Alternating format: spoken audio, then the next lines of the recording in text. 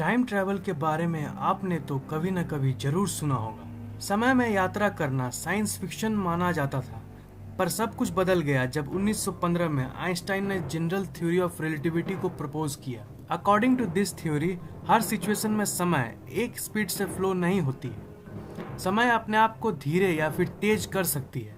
Time की flow actually आपके speed पर निर्भर करती है। ये सब बातें थ्योरी ऑफ रिलेटिविटी में साइंटिफिकली प्रूव्ड है। इसका मतलब टाइम ट्रैवल पॉसिबल है। अब ये कोई साइंस फिक्शन नहीं रह गया है। टाइम ट्रैवल दो तरीके के होते हैं। पहली, समय को तेजी से पार करके भविष्य में जाना, और दूसरी, समय में पीछे जाना।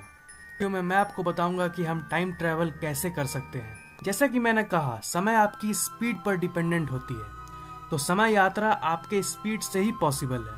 इस यूनिवर्स की एक स्पीड लिमिट है जो 2,99,337.984 किलोमीटर पर सेकंड है।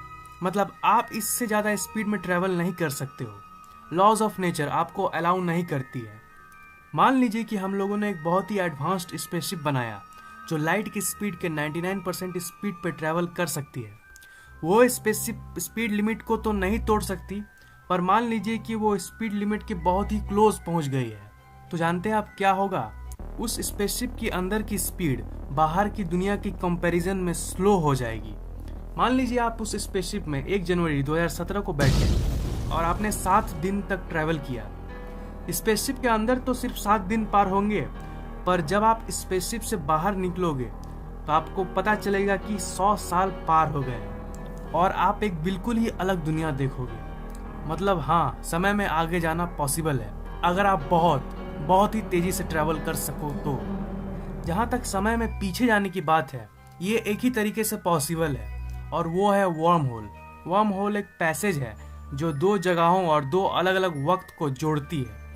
आश्चर्यजनक बात यह है कि वर्म होल हमारे बीच ही मौजूद है, पर वो बहुत ही सूक्ष्म यानी छोटे लेवल पर एग्जिस्ट करती है। साइंटिस्ट का यह मानना है कि अगर हम किसी भी वर्म होल को कैप्चर करके मैग्नीफाई कर ले तो हम उसमें घुस के समय में पीछे जा सकते हैं। आज की टेक्नोलॉजी में ना उतनी रफ्तार वाली स्पेसशिप बनाना पॉसिबल है और ना ही वर्म होल को कैप्चर करने वाली मशीन बनाना पॉसिबल है, पर हम ये उम्मीद कर सकते हैं कि फ्यूचर में बेहतर टेक्नोलॉजी की मदद से हम ये सब पॉसिबल कर पाएं। अगर ये वीडियो पसंद आए तो लाइक कर दो, कमेंट और शेयर करना मत भूलना, और अगर आप सब्सक्राइब कर लो, क्योंकि मैं ऐसे इंटरेस्टिंग कंटेंट्स आपके लिए लाता रहूंगा। Thanks for watching, see you in the next video.